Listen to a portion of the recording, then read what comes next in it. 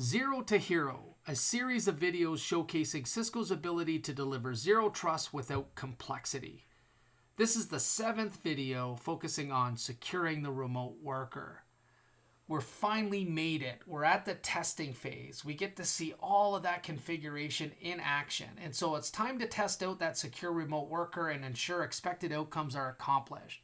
So we're going to see AnyConnect will automatically receive its umbrella roaming client profile from the VPN headend and becomes active. We're going to authenticate to a single sign-on portal for this environment using Dual Access Gateway Launcher. And we're going to test umbrella protection going to a couple of malicious sites. So let's get started. We're going to go ahead and we see that umbrella is not active.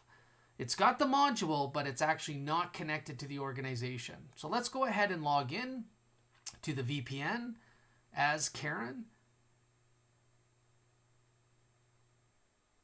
And we'll put in the password. And we'll go ahead and hit login. If everything works, we should get a push to our device. There it is. Karen will accept it. And we're connected. So that's fantastic. Now, what should happen is roaming security, the umbrella portion of it should actually turn active, and there it is. We're active, and now we've got the DNS layer protection enforced on this asset. All right, let's open up a browser, and here what we're going to do is we're going to go to the Dual Access Gateway Launcher, and we're going to test out that functionality.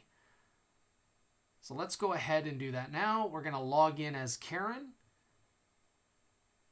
But let's first bring over a mobile device so we can see what the user is experiencing on the other end. So we'll go ahead and log in. We should automatically get that push. So we've done our primary authentication. We're about ready to do our secondary authentication here with Duo, and we accept it. Now when we jump into the application, we can see single sign-on in action. So we didn't get asked to authenticate that primary authentication, but Duo kicks in, and we've got dual health, making sure the device meets the requirement to access the application. Now, if we go to Jira real quick and try that again with a different application, again, you can see the primary authentication wasn't prompted.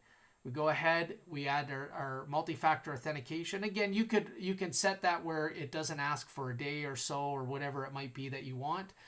But now I'm in the application, everything's good.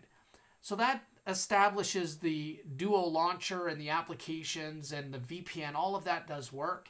Let's validate that umbrella is actually connected. Now we do know that by the umbrella module within AnyConnect because it did state as active, but this is a good test here to go to welcome.umbrella.com.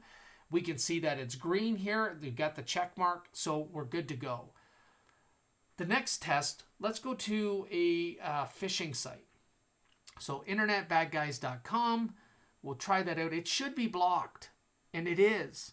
And look at that, we got some learn phishing tips to protect you and your family or your business. So there's some links there, there's some diagnostics. The other one we can test is go to example malware domain. And let's see what happens. It should be blocked.